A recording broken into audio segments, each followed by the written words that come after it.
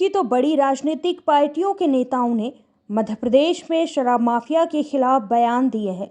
मध्य प्रदेश में शराबबंदी को लेकर जहां प्रदेश की पूर्व मुख्यमंत्री उमा भारती के द्वारा सरकार पर निशाना साधा था, वहीं उन्होंने फिर अपनी सरकार को घेरते हुए सवाल खड़े किए। उमा भारती ने आरोप लगाया, सरकार की गलत नीतियों के कारण शराबबंदी नहीं हो पा रही। वहीं कांग्रेस मीडिया विभाग के अध्यक्ष मुकेश नायक ने प्रदेश सरकार को शराब को लेकर गंभीर आरोप लगाए हैं।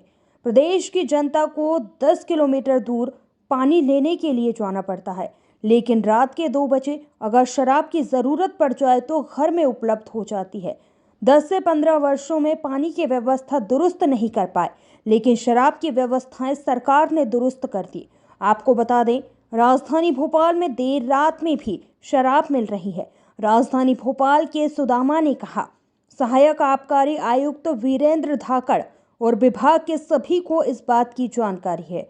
दूसरी ओर आहते बंद कर दिए गए, लेकिन खुलेआम आहते संचालित किए जा रहे। शराब माफियाओं के द्वारा एमआरपी से अधिक मात्रा में शराब का विक्रय राजधानी भोपाल में जारी है, क्योंकि पीओएस मशीन शराब ठेकेदारों के द्वारा दुकानों पर नहीं लगाई गई, जिसको लेकर समय समय पर जिला कलेक्टर और आबकारी विभाग को सूचित किया गया, लेकिन इसके बावजूद भी निरंतर ये कार्य जारी है। कई जिलों में कलेक्टर के द्वारा कार्रवाई भी की गई, लेकिन इसके बावजूद भी शराब माफियाओं पर सरकार का पूर्ण संरक्षण प्राप्त है। मैं अभी इस पे आती हूँ। गऊ गंगा और शराबबंदी ये मेरे निजी विश्वास के अभियान है। मैंने कभी किसी को ये नहीं कहा कि आप मत करिए, इसलिए कभी ऐसी बात आवे ना कि ये कभी छोड़ देती है, कभी बढ़ जाती है। नहीं, मैं अपनी आस्था से भाव से करती हूँ। मैं किसी संस्था का सदस्य नहीं बनती इस मामले में कि आप चलाइए, निरंतर चलाइए, चलाते रहिए। मैं तो हर एक को बोलती हूँ आप चलाते रहिए। और इसलिए आपने देखा होगा मैं किसी एनजीओ उसको तो प्रोग्राम में इसलिए नहीं जाती कि विचारों की गति मेरी वजह से रेगुलेट ना हो जाए, कम ज़्यादा ना हो जाए।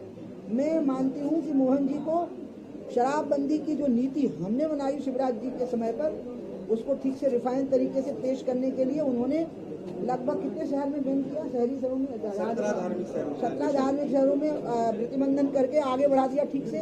अब वो सड़क पर भी उस मामले को ले आवे, लेकिन इसके लिए तो उनका अभिनंदन होना चाहिए कि उनका प्रयास पूरी ईमानदारी के साथ इसको और बेहतर तरीके से पेश करने का हुआ है। गंगा के अभियान में 5-5, 10-10 किलोमीटर पानी लेने के लिए जनता को जाना पड़ रहा है, और रात में 2 बजे कोई शराब मांगे तो घर में उपलब्ध हो जाती है, 1 मिनट में उपलब्ध है। यानी इन 20-25 सालों में पानी का वितरण जितना व्यवस्थित नहीं हो पाया, शराब का वितरण कितना व्यवस्थित हो गया। अब ये सरकार कहती है कि रेवेन्यू की जरूरत है।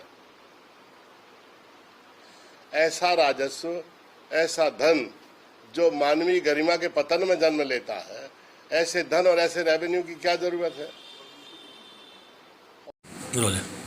सर, देखा जा रहा है कि राजधानी भोपाल के अंदर लगातार शराब की जो दुकानें हैं उस पर मनमानी तरीके से वसूली अभियान चल रहा है। एक तरीके से लोगों की जेबों पे डाका डाला जा रहा है, जो नियम है उसके तहत कार्रवाई नहीं कर रहा आपका विभाग। क्या कारण, क्या रीज़न है इसका? देखिए, ऐसा है, इस मुद्दे पर मैंने पहले भी वाइट दी थी और माननीय धाकड़ जी द्वारा स्टेटमेंट भी दिया गया था कि लोगों पर कार्रवाई कर रहे हैं, लेकिन आज तक कोई कार्रवाई वो नहीं कर रहे हैं।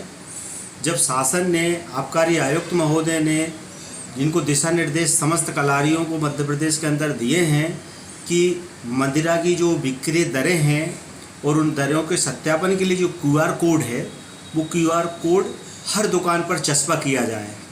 आप देखेंगे भोपाल शहर में देख लीजिए, यहाँ पर आपको किसी भी दुकान पर QR कोड चस्पा किया नहीं मिलेगा। दूसरी बात, जो POS मशीन है जो सेल्स ऑफ पॉइंट बताती है कि आपकी कितनी बिक्री हुई है, वो कुछ आपको दुकानों पर दिखेगी और कुछ दुकानों पर वो POS मशीन नहीं लगी हुई। दूसरी बात, ये उसमें भी ये ब्लैकमेलिंग कर रहे हैं, अवैध रूप से शासन को चूना लगा रहे हैं। जो अंग्रेजी शराब की बिक्री है जहाँ लगी है तो उसको तो मशीन पे पॉइंट पे ले रहे हैं, लेकिन कंपोजिट दुकान है, देसी शराब जो बेची जा रही है उसको POS मशीन से पॉइंट नहीं दे रहे हैं। तो सरकार को यहाँ पर जो है भारी नुकसान हो रहा है और लोगों की जेब को काटा जा रहा है। मैं पहले भी बता चुका हूँ कि मनमानी रेट से शराब बेच रहे हैं, 80 रुपये में, 100 रुपये में, 130। भोपाल में अलग अलग कलारी में अलग अलग रेट हैं, जबकि एक रेट तय होना चाहिए और सरकार इस पर बिल्कुल ध्यान नहीं दे रही है। मैं पुनः कहता हूँ सरकार इस पर जागे, लोगों की जेब कटने से बचाई जाए और शासन को जो हो रहा चूना जो लगा रहे हैं शराब के ठेकेदार, वो शराब ठेकेदारों ने शासन को जो क्षति हो रही है उसको रोका जाए। शासन को जगना चाहिए, शासन को कार्रवाई करना चाहिए जनहित में। आबकारी विभाग कार्रवाई नहीं कर रहा है क्या? आबकारी विभाग ने कोई कार्रवाई नहीं की है और नहीं कर रही, वो तो अपने कम्बल ओढ़कर सो रहे हैं, घी पी रहे हैं। अब शासन से उनको सख्त निर्देश होने के बावजूद भी यदि वो कार्रवाई नहीं कर रहे हैं तो आप और जनता सब समझती है। आप इस पर कार्रवाई की मैं पुनः निवेदन करूंगा कि आबकारी आयुक्त महोदय के आदेश का पालन करें। आबकारी विभाग के जितने भी तमाम अधिकारी हैं वो सख्ती से इस पर कार्रवाई करें और लोगों को इस पर कड़ी से कड़ी इनके कार्रवाई की जाए।